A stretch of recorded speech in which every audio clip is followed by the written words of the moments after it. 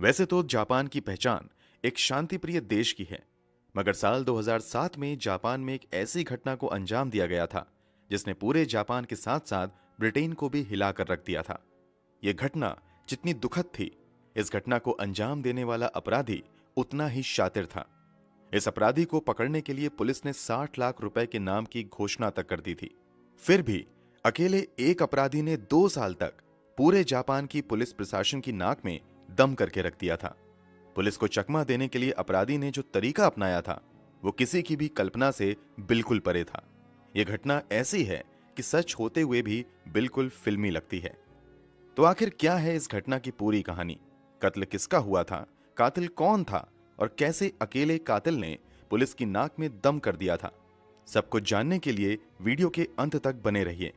जब आप इस कातिल के पकड़े जाने की पूरी कहानी, कोर्ट द्वारा दी गई सजा और जेल में रहते हुए कातिल द्वारा करोड़ों रुपए कमाने जाने के बारे में सुनेंगे, तो एक बार तो आपके लिए यकीन करना मुश्किल होगा। तो सब कुछ जानने के लिए वीडियो में आखिर तक जरूर बने रहें। हम कहानी शुरू करें उससे पहले अगर आपने अब तक इस चैनल को सब्सक्राइब नहीं किया है तो जल्दी से चैनल सब्सक्राइब कर बेल आइकन दबा लीजिए। इस पूरी घटना की कहानी के बारे में जानने से पहले कहानी के 2 अहम किरदारों के बारे में जानना बहुत जरूरी है। इस कहानी की पहली अहम किरदार लिंडसे एन हॉकर नाम की लड़की है। लिंडसे हॉकर का जन्म 30 दिसंबर 1984 को इंग्लैंड के वॉरविकशायर में हुआ था। इनके पिता का नाम बिल हॉकर और मां का नाम जूलिया हॉकर था। लिंडसे के जन्म के बाद इसके माता पिता कोवेंट्री नाम की जगह पर रहने आ जाते हैं। यहीं पर लिंडसे की पढ़ाई लिखाई शुरू होती है। लिंडसे पढ़ाई में काफी अच्छी थी, इसलिए इनका एडमिशन इंग्लैंड की सबसे अच्छी यूनिवर्सिटी में एक यूनिवर्सिटी ऑफ लीड्स में होता है। यहां से ये बायोलॉजी में 2006 में ग्रेजुएशन की डिग्री हासिल करती हैं। लिंडसे हॉकर मार्शल आर्ट की भी ट्रेनिंग लेती हैं। ग्रेजुएशन की डिग्री पूरी करने के बाद अब लिंडसे हॉकर मास्टर डिग्री हासिल करना चाहती थी, मगर उससे पहले वो जिंदगी में कुछ नया करने का फैसला करती हैं और इसी के तहत वो बतौर इंग्लिश टीचर जापान जाने का फैसला करती हैं। वो जापान के कई नामी इंस्टीट्यूट में इंटरव्यू देती हैं। यहां उनका सिलेक्शन जापान के सबसे बड़े प्राइवेट इंग्लिश टीचिंग इंस्टीट्यूट नोवा में हो जाता है। सिलेक्शन के बाद लिंडसे हॉकर जापान के टोक्यो शहर आ जाती हैं। उसकी पोस्टिंग टोक्यो के ही कोइवा शहर में हो जाती है। वो इसी शहर में एक किराए के घर में 2 और विदेशी महिलाओं के साथ रहने लगती हैं। लिंडसे हॉकर के माता पिता और उसका बॉयफ्रेंड अभी इंग्लैंड में ही रह रहा था। उनसे लिंडसे ईमेल, स्काइप तथा फोन के जरिए कांटेक्ट करती थी। एक दिन लिंडसे अपने बॉयफ्रेंड को ईमेल के जरिए बताती हैं कि उसकी मुलाकात तेत्सुया इचिहाशी नाम के एक लड़के से हुई है। तेत्सुया इचिहाशी ही इस कहानी का दूसरा सबसे अहम किरदार है। तेत्सुया इचिहाशी का जन्म 5 जनवरी 1979 को जापान के चूबू रीजन में हुआ था। तेत्सुया की मां एक डेंटिस्ट थीं, जबकि पिता शहर के जाने माने डॉक्टर थे। तेत्सुया इचिहाशी के माता पिता अपने बेटे को भी डॉक्टर बनाना चाहते थे, मगर पढ़ाई में इसका मन नहीं लगता है और वो डॉक्टर नहीं बन पाता है। हालांकि इसके बाद वो जापान की एक यूनिवर्सिटी से 2005 में डिपार्टमेंट ऑफ हॉर्टिकल्चर से ग्रेजुएशन की डिग्री प्राप्त करता है। हालांकि इसके बाद भी वो कोई काम धंधा नहीं करता है, बल्कि गुजारे के लिए अपने माता पिता से मिले पैसों पर निर्भर रहता है। उसे माता पिता से महीने के यही 50 से 60 हजार रुपए के आसपास मिलते थे। इचिहाशी अपना ज्यादा समय बस इधर उधर घूमने फिरने में और जिम में लगाता था। इचिहाशी ने मार्शल आर्ट की क्लास भी ली थी और ब्लैक बेल्ट होल्डर था। बाद में हुए खुलासे के बाद लिंडसे हॉकर एक दिन अपने काम से वापस ट्रेन के जरिए घर आ रही थी। तभी ट्रेन में एक लड़का उसके पास आकर कहता है कि आप मेरी इंग्लिश टीचर हैं। इस पर वो कहती हैं कि मुझे तो तुम्हारा चेहरा याद नहीं है, शायद तुम कंफ्यूज हो रहे हो। इस पर वो लड़का कहता है कि नहीं, मेरा नाम तेत्सुया इचिहाशी है, शायद आपको याद नहीं, लेकिन आप मुझे इंग्लिश पढ़ाती हैं। इसी के बाद इन दोनों में बातचीत शुरू हो जाती है। यहां लिंडसे हॉकर से तेत्सुया इचिहाशी कहता है कि मैं क्लास में आपसे तो इंग्लिश की क्लास ले ही रहा हूं, मगर मैं चाहता हूं कि आप मुझे स्पेशल क्लास भी दे दो ताकि मेरी इंग्लिश कुछ ज्यादा बेहतर हो जाए। लिंडसे हॉकर समय की कीमत का हवाला देते हुए ऐसा करने से मना कर देती हैं। इस पर वो लड़का लिंडसे हॉकर से बहुत ज्यादा रिक्वेस्ट करने लगता है और कहता है कि आप मुझे कम से कम हफ्ते में 2 से 3 घंटे की ही क्लास दे दिया करें। मैं आपको फीस के तौर पर 1 घंटे का $35 दूंगा। ये ऑफर लिंडसे हॉकर के लिए बहुत अच्छा था, इसलिए वो क्लास देने के लिए राजी हो जाती हैं, मगर कहती हैं कि मैं तुम्हारे घर पर नहीं बल्कि दूसरी जगह क्लास दिया करूंगी। इस तरह दोनों के बीच तय होता है कि क्लास शहर के एक बड़े कैफे में होगी। इसी बातचीत के बाद लिंडसे हॉकर का स्टेशन आ जाता है और वो उतर जाती हैं तथा पार्किंग से अपनी साइकिल लेकर अपने घर की तरफ जाने लगती हैं। अभी वो कुछ ही दूर जाती हैं कि नोटिस करती हैं कि उसके पीछे पीछे वो लड़का भी आ रहा है जो अभी अभी उससे ट्रेन में मिला था। लिंडसे हॉकर उसे पीछा छुड़ाने के लिए तेजी से साइकिल चलाते हुए अपनी मंजिल की तरफ बढ़ती रहती हैं, मगर वो लड़का उसका पीछा नहीं छोड़ता है और अंत में जब लिंडसे हॉकर अपने घर के करीब पहुंचती हैं तो यहां पर लड़का कहता है कि मुझे माफ कर दो, मैंने शायद आपको परेशान कर दिया है, मैं बस आपको यहां सॉरी कहने आया हूं। इस पर लिंडसे हॉकर कहती हैं, ठीक है, मैंने माफ कर दिया, जाओ। मगर लड़का कहता है कि मुझे बहुत प्यास लगी है, आप मुझे बस एक ग्लास पानी दे दो, फिर मैं चला जाऊंगा। इस तरह पानी पीने के बहाने तत्सुया इचिहाशी लिंडसे हॉकर के घर के अंदर चला जाता है। घर के अंदर दाखिल होते ही तत्सुया की नजर रूम के अंदर मौजूद लिंडसे की दो साथियों पर पड़ती है जो उनके साथ ही रह रही थी। यहां लिंडसे रूममेट से तत्सुया का इंट्रोडक्शन अपने स्टूडेंट के तौर पर करवाती है तथा उसके लिए पानी लेने चली जाती है। जब तक लिंडसे पानी लेकर आती हैं, तत्सुया वहीं बैठ जाता है तथा पास में ही रखे एक कागज पर बस चंद मिनट में लिंडसे हॉकर की एक रफ ड्राइंग बनाता है और उस पर अपना नाम, मोबाइल नंबर और स्काइप आईडी लिखकर लिंडसे हॉकर को देते हुए वहां से इस वादे के साथ निकल जाता है कि लिंडसे वादे के मुताबिक उसे इंग्लिश सिखाने आएंगी। इसी के बाद शनिवार 24 मार्च 2007 को दिन के लगभग 2 बजे के आसपास लिंडसे हॉकर और तत्सुया इचिहाशी शहर के कैफे में मिलते हैं। यहां लिंडसे लगभग 1 घंटे तक तत्सुया को इंग्लिश पढ़ाती हैं। पढ़ाई खत्म करने के बाद जब पैसे देने की बारी आती है तो तत्सुया घबराकर लिंडसे से कहता है कि मैं तो पैसे अपने घर पर भूल गया हूं, अगर तुम बुरा ना मानो तो मेरे साथ चलो, मैं वहीं पर तुम्हें पैसा दे दूंगा।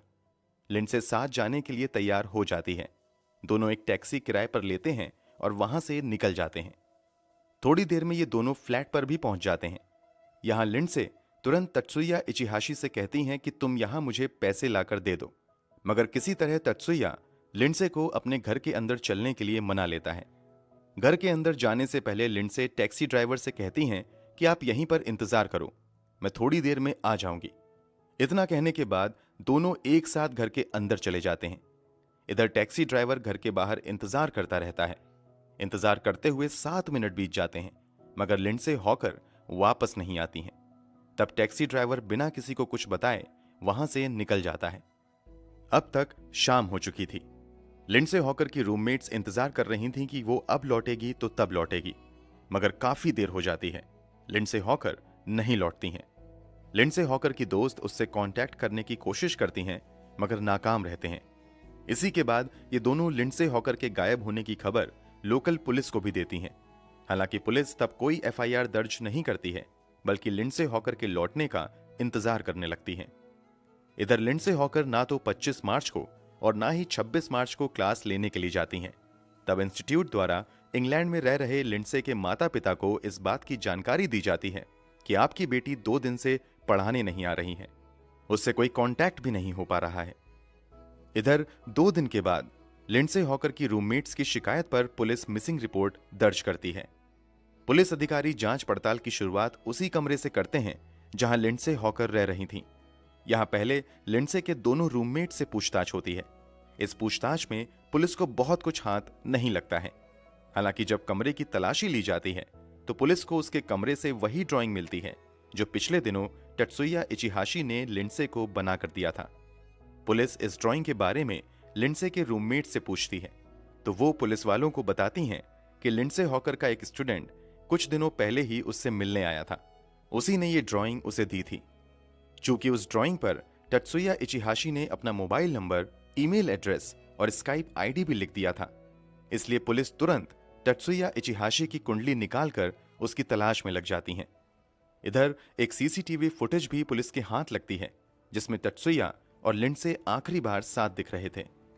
तत्सुया की डिटेल निकलवाई जाती है तो पता चलता है कि एक छोटे मोटे झगड़े को छोड़कर इसका कोई आपराधिक रिकॉर्ड नहीं रहा है, इसलिए अब तक पुलिस को तत्सुया इचिहाशी पर कोई शक नहीं होता है। फिर भी वो लिंडसे हॉकर के संबंध में पूछताछ के लिए 27 मार्च 2007 को टत्सुया के एड्रेस पर जाती हैं। यहां पूछताछ के लिए केवल 2 अधिकारियों को भेजा गया था। जापान के कानून के मुताबिक अगर पुलिस के पास कोर्ट का कागज और उचित कारण नहीं है तो वो बेवजह किसी के दरवाजे पर नॉक भी नहीं कर सकती हैं। इसीलिए जब दोनों अधिकारी आते हैं तो तत्सुया इचिहाशी का दरवाजा उन्हें बंद मिलता है।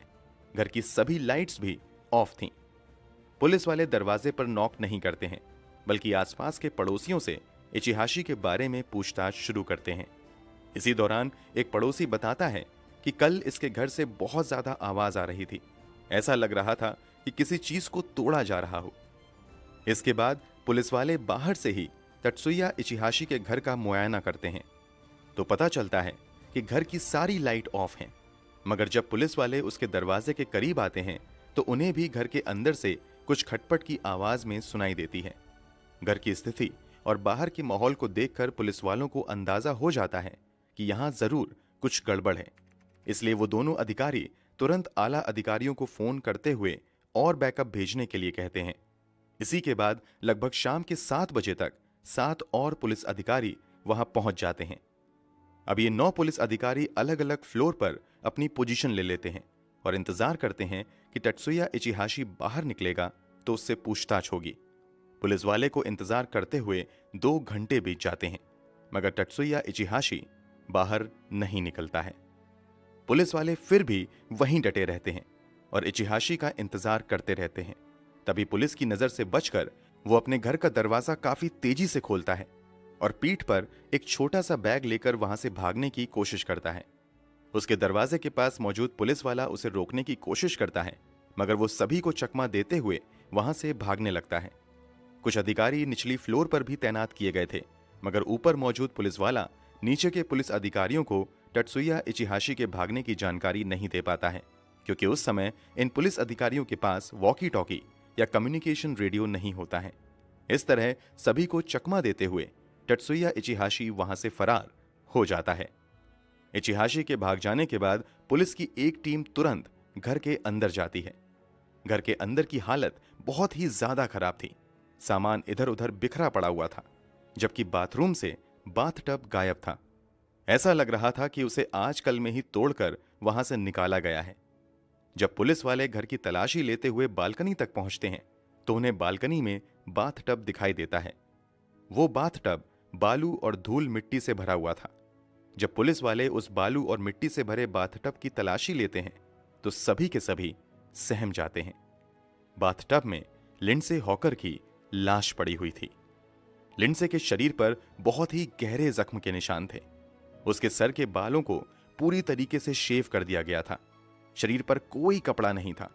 जिस बाथटब में यह शव रखा गया था उसमें बालू और धूल मिट्टी के अलावा कई तरह के डीकंपोजिंग एलिमेंट्स भी मिले हुए थे। ये डीकंपोजिंग एलिमेंट्स शव को जल्द से जल्द नष्ट करने के लिए रखे गए थे। अब तक पुलिस को इतना तो समझ आ गया था कि तत्सुया इचिहाशी ने लिंडसे हॉकर की हत्या कर दी है तथा वो वहां से भाग निकलने में कामयाब हो गया है। अब पुलिस बड़े पैमाने पर तत्सुया इचिहाशी की तलाश शुरू कर देती है। शहर में इचिहाशी के पोस्टर लगा दिए जाते हैं। पुलिस ताबड़तोड़ छापेमारी करती रहती है, मगर कहीं भी कोई कामयाबी नहीं मिलती है। इसी बीच 29 मार्च 2007 को पुलिस वालों को तत्सुया इचिहाशी के अपार्टमेंट के पीछे एक बड़ी सी शॉपिंग ट्रॉली मिलती है। जांच में खुलासा होता है कि इस ट्रॉली का उपयोग लिंडसे हॉकर के शव को नष्ट करने के लिए लाए गए मिट्टी के थैले को लाने के लिए किया गया है। पुलिस अभी यहां जांच कर ही रही थी कि तभी उन्हें कहीं से खबर मिलती है कि तत्सुया इचिहाशी को पास के ही होटल में देखा गया है। इस गुप्त सूचना के आधार पर आनन फानन में 20 पुलिस वालों की एक टीम बनाई जाती है तथा ये सभी ईस्ट टोक्यो में मौजूद लव होटल पर छापेमारी करते हैं। मगर पुलिस की यह मेहनत बेकार जाती है, क्योंकि वहां से तत्सुया इचिहाशी पहले ही फरार हो चुका होता है। अब पुलिस वाले पहले से कहीं बड़े पोस्टर छपवाकर शहर में लगवाना शुरू कर देती है। साथ ही तत्सुया इचिहाशी की कोई भी खबर देने वाले को लगभग 6 लाख रुपए के इनाम देने की घोषणा कर देती है। काफी कोशिशों के बाद भी तत्सुया इचिहाशी का कोई अता पता नहीं चलता है। इसका नतीजा होता है कि 2008 की शुरुआत में ही केस की जांच लगभग रुक जाती है। इस केस को जबरदस्त मीडिया कवरेज भी मिल रहा था और लोगों की हमदर्दी लिंडसे के साथ थी। इसलिए जांच के सुस्त होने की वजह से लोगों का गुस्सा बढ़ने लगता है। उधर इंग्लैंड से लिंडसे हॉकर के माता पिता भी जापान आ जाते हैं तथा अधिकारियों पर जांच का दबाव बनाते हैं। इसके अलावा इंग्लैंड हाई कमीशन के आला अधिकारी भी जापान सरकार से जल्द लिंडसे हॉकर के कातिलों को पकड़ने के लिए कहते हैं। जापान पुलिस के प्रति भी लोगों का गुस्सा बढ़ने लगता है तथा कई जगह जस्टिस फॉर लिंडसे हॉकर जैसे कैंपेन शुरू हो जाते हैं। इस मामले में जापानी पुलिस की मदद के लिए इंग्लैंड से यॉर्कशायर पुलिस की भी एक टीम जापान आती है। चारों तरफ से बढ़ते प्रेशर की वजह से एक बार फिर से जापान पुलिस 2008 के अक्टूबर महीने में पूरी ताकत से इस केस की इन्वेस्टिगेशन शुरू करती है। अब इस केस को सॉल्व करने के लिए 140 पुलिस अधिकारी लगाए जाते हैं। इन सब के बीच अब पुलिस की मेहनत भी थोड़ी रंग लानी शुरू करती है तथा पुलिस को अलग अलग जगहों पर टत्सुया इचिहाशी के देखे जाने की खबर मिलने लगती है, मगर हर बार पुलिस के पहुंचने से पहले टत्सुया इचिहाशी वहां से लापता हो जाता है। इसी बीच 2008 के अक्टूबर महीने के अंत में पुलिस की ओर से एक बयान दिया जाता है कि पुलिस की ओर से बनाए गए दबाव की वजह से टत्सुया इचिहाशी ने आत्महत्या कर ली है। हालांकि पुलिस ने अब तक टत्सुया इचिहाशी का शव बरामद नहीं किया था और न ही कोई ठोस सबूत दिया था, इसलिए लिंडसे हॉकर के माता पिता समेत जापानी मीडिया पुलिस के इस दावे को खारिज करते हुए केस को कमजोर करने का आरोप लगाने लगती है। चौतरफा आलोचना के बाद पुलिस फिर से अपनी जांच को आगे बढ़ाती है, मगर पुलिस के हाथ खाली ही रहते हैं। 15 जनवरी 2009 को जापान टुडे की ओर से एक खबर में दावा किया जाता है कि टत्सुया इचिहाशी भागकर फिलीपींस चला गया है। हालांकि इस बात के भी कोई पुख्ता सबूत पेश नहीं किए जाते हैं। लिंडसे हॉकर मार्च 2007 में गायब हुई थी और अब समय आ चुका था मार्च 2009, मतलब इस हत्या को 2 साल हो गए थे, मगर उसके कातिल का कहीं भी अता पता नहीं चल रहा था। लिंडसे हॉकर की दूसरी डेथ एनिवर्सरी के मौके पर जापान में इसकी याद में बड़े स्तर पर कार्यक्रम आयोजित किए जाते हैं। यहां लिंडसे हॉकर के इंसाफ की बात की जाती है। अब एक बार फिर से जब पुलिस पर दबाव बढ़ता है तो वो नए सिरे से जांच की शुरुआत करते हुए जापान के कई बड़े शहर में टत्सुया इचिहाशी के लाइफ साइज कटआउट्स लगवा देती है। इतना ही नहीं, 26 जून 2009 को जापानीज नेशनल पॉलिसी एजेंसी की ओर से टत्सुया इचिहाशी की खबर देने वाले के लिए इनाम की राशि भी बढ़ाकर 6 लाख से लगभग 60 लाख रुपए कर दी जाती है। यहां पुलिस की ये तरकीब थोड़ी काम कर जाती है। एक दिन जापान के नागोया शहर का एक प्लास्टिक सर्जन पुलिस वालों को बताता है कि शायद मैंने इस लड़के की प्लास्टिक सर्जरी की है। डॉक्टर बताता है कि कुछ महीने पहले नागोया क्लिनिक पर यह लड़का आया था जिसने प्लास्टिक सर्जरी के जरिए अपनी नाक थोड़ी ऊपर उठवाई थी। इसके अलावा उसने अपने गाल पर मौजूद 2 तिल को हटवाने के साथ साथ अपनी आईलिड्स फोल्ड करवाई थी, अपनी लिप्स की मोटाई को भी बढ़ाया था। यहां डॉक्टर पुलिस वालों को सर्जरी से पहले तथा सर्जरी के बाद ली गई तस्वीर दिखाता है। इन तस्वीरों को देखकर पुलिस पूरा माजरा समझ जाती है कि कैसे पुलिस की पकड़ से बचने के लिए टत्सुया इचिहाशी ने प्लास्टिक सर्जरी के जरिए अपना चेहरा बिगाड़ लिया था। अब पुलिस द्वारा पूरे शहर में टत्सुया इचिहाशी का प्लास्टिक सर्जरी के बाद वाला फोटो लगवा दिया जाता है। इसी के कुछ दिनों बाद शहर में इचिहाशी के बड़े बड़े बैनर देखकर एक मजदूर पुलिस वालों को खबर देता है कि इसी से मिलता जुलता लड़का उसकी साइट पर भी काम करता है। इन सब सूचनाओं के आधार पर पुलिस वाले बड़ी ही सावधानी से टत्सुया इचिहाशी की स्थिति का पता लगाती है और फाइनली 10 नवंबर 2009 को ओसाका के एक कंस्ट्रक्शन साइट पर रेड करती है। जब पुलिस वहां पहुंचती है उस समय टत्सुया इचिहाशी जहाज से समुद्र के रास्ते दूसरी जगह भागने की तैयारी कर रहा था। अभी वो भाग पाता तभी पुलिस वहां पहुंच जाती है। अब टत्सुया इचिहाशी को एहसास हो जाता है कि उसका खेल खत्म हो गया है, इसलिए वो दोनों हाथ उठाकर खड़ा हो जाता है और खुद को पुलिस के हवाले कर देता है। टत्सुया इचिहाशी को गिरफ्तार करने के बाद उसे 23 दिनों की पुलिस रिमांड में भेज दिया जाता है। यहां उससे कड़ाई से पूछताछ होती है, मगर वो अपना गुनाह कबूल नहीं करता है और लिंडसे हॉकर की हत्या से लगातार इनकार करता रहता है। मगर जब पुलिस बहुत ज्यादा सख्ती के साथ उससे पूछताछ शुरू करती है तो फाइनली टत्सुया इचिहाशी दिल दहला देने वाले रहस्य से पर्दा उठाता है। वो बताता है कि जब पहली बार उसने ट्रेन में लिंडसे हॉकर को देखा था तभी उसने तय कर लिया था कि इसके साथ गलत करेगा। इसी के बाद उसने लिंडसे हॉकर से ट्रेन में झूठ बोला और फिर बहाने से उसे खुद को इंग्लिश पढ़ाने के लिए तैयार कर लिया और फिर पैसे देने के बहाने उसे अपने घर के अंदर बुलाया। टत्सुया इचिहाशी के बयान के मुताबिक लिंडसे हॉकर जैसे ही पैसे लेने के लिए घर के अंदर आती हैं, वो उससे जबरदस्ती करने लगता है। मगर लिंडसे भी मार्शल आर्ट सीख चुकी थी, इसलिए वो इचिहाशी पर अपने बचाव में हमले करती हैं। टत्सुया इचिहाशी भी मार्शल आर्ट में ब्लैक बेल्ट होल्डर था, इसलिए वो भी लिंडसे हॉकर पर हमले करता है।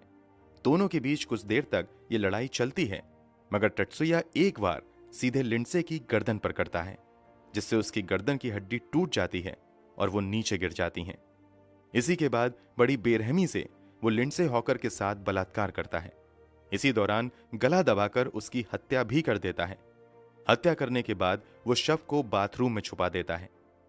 इसके बाद इचिहाशी बाहर दुकान जाता है, जहां से वो मिट्टी और बालू के साथ साथ डिकम्पोजिंग एलिमेंट्स खरीद कर लाता है। सभी सामान लाने के बाद वो पहले तो लिंडसे हॉकर के सभी सामान को नष्ट करता है, फिर उसके सर के बाल छीलकर शव को उठाकर बाथिंग टब में रखता है और फिर मिट्टी तथा बालू के साथ साथ उसमें डिकम्पोजिंग एजेंट्स मिला देता है। इसके बाद वो बाथ टब को खींचकर बालकनी में ले आता है और वहीं रख देता है। उसी शाम जब वो भागने की तैयारी कर रहा था, तभी पुलिस वहां आ जाती है। हालांकि पुलिस के आने के बावजूद वो भागने में कामयाब रहता है। भागते हुए वो पहले एक शहर से दूसरे शहर तक जाता रहता है और फिर प्लास्टिक सर्जरी कराकर अपना चेहरा बिगाड़ने का फैसला करता है ताकि पुलिस उसे पहचान ना पाए। एक डॉक्टर का बेटा होने के नाते उसे प्लास्टिक सर्जरी के बारे में अच्छे से मालूम था, इसलिए वो आसानी से प्लास्टिक सर्जरी करवा लेता है और बचकर रहने में कामयाब हो जाता है। टत्सुया इचिहाशी द्वारा अपना गुनाह कबूल किए जाने के बाद उस पर लिंडसे हॉकर के अपहरण, बलात्कार और हत्या का मामला दर्ज कर लिया जाता है। इस मामले की सुनवाई शिबा डिस्ट्रिक्ट कोर्ट में शुरू होती है।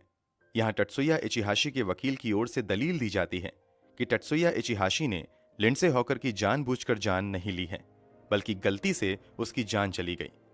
टत्सुया इचिहाशी बयान देता है कि उसने रेप करते समय अपने हाथों से लिंडसे हॉकर की नाक और मुंह बंद कर दिया था ताकि वो मदद के लिए चिल्ला न सके, मगर इसी बीच सफोकेशन से उसकी जान चली गई। कोर्ट में लिंडसे हॉकर के वकील की ओर से टत्सुया इचिहाशी को फांसी की सजा देने की मांग की जाती है। लंबे समय तक इस केस की सुनवाई चलती रहती है। इसी बीच सितंबर 2010 में टत्सुया इचिहाशी जापान में छपने वाले कुछ न्यूज़पेपर के माध्यम से लिंडसे हॉकर के माता पिता से अपने किए के लिए सार्वजनिक रूप से माफी मांगता है। इतना ही नहीं, जेल में रहते हुए टत्सुया इचिहाशी एक किताब भी लिखता है, जिसमें वो बताता है कि कैसे वो पहली बार लिंडसे हॉकर से मिला और कैसे उसने उसकी हत्या कर दी। इसके अलावा उसने इस किताब में बताया कि कैसे वो 2.5 साल तक भागते हुए अपनी जिंदगी बिताता रहा और कैसे प्लास्टिक सर्जरी करवाई। जनवरी 2011 में ये बुक रिलीज होते ही बहुत ज्यादा बिकती है और देखते ही देखते बेस्ट सेलिंग बुक भी बन जाती है। वो किताब की बिक्री से जेल में रहते हुए करोड़ों रुपए कमाता है। हालांकि टत्सुया अपनी लिखी इस किताब से होने वाली पूरी कमाई लिंडसे हॉकर के माता पिता को देने का ऑफर देता है, मगर लिंडसे हॉकर के माता पिता इस ऑफर को ठुकरा देते हैं। आगे टत्सुया इचिहाशी की इस किताब पर 2013 में जापान में एक फिल्म भी बनती है। खैर, इन सभी के बीच मामले की भी सुनवाई कोर्ट में चलती रहती है। फाइनली 21 जनवरी 2011 को शिबा डिस्ट्रिक्ट कोर्ट की ओर से टत्सुया इचिहाशी को लिंडसे हॉकर की हत्या करने के लिए उम्र कैद की सजा सुनाई जाती है। इस सजा का विरोध करते हुए लिंडसे हॉकर के माता पिता कोर्ट से इचिहाशी को फांसी की सजा देने की मांग करते हैं, मगर कोर्ट फांसी की सजा को बहुत ज्यादा सख्त सजा मानते हुए टत्सुया इचिहाशी को फांसी की सजा देने से इनकार कर देते हैं। कोर्ट की ओर से कहा जाता है कि फिलहाल इचिहाशी की उम्र 32 साल है और संभव है कि वो आगे सुधर सकता है, इसलिए उसे एक मौका जरूर देना चाहिए। कोर्ट की इस टिप्पणी की काफी आलोचना होती है। लोगों का कहना था कि जब 32 साल के बेरहम कातिल इचिहाशी का फ्यूचर है, तो क्या मरने वाली 22 साल की लिंडसे हॉकर का कोई फ्यूचर नहीं था? क्या उसके फ्यूचर की कोई वैल्यू नहीं थी? कोर्ट इन दलीलों को नजरअंदाज करते हुए इचिहाशी के उम्र कैद की सजा को बरकरार रखता है। फिलहाल टत्सुया इचिहाशी जेल में अपनी उम्र कैद की सजा काट रहा है। दोस्तों, तत्सुया इचिहाशी को कोर्ट द्वारा दी गई इस सजा पर आपकी क्या राय है? कमेंट बॉक्स में जरूर बताएं। अगर आपको हमारी मेहनत पसंद आई हो तो इस वीडियो को लाइक कर। ये जो कहानी मैं आपको सुनाने जा रहा हूँ, ये कहानी एक हकीकत है जो कि जापान के एक कातिल की है, ज़रूर सुने।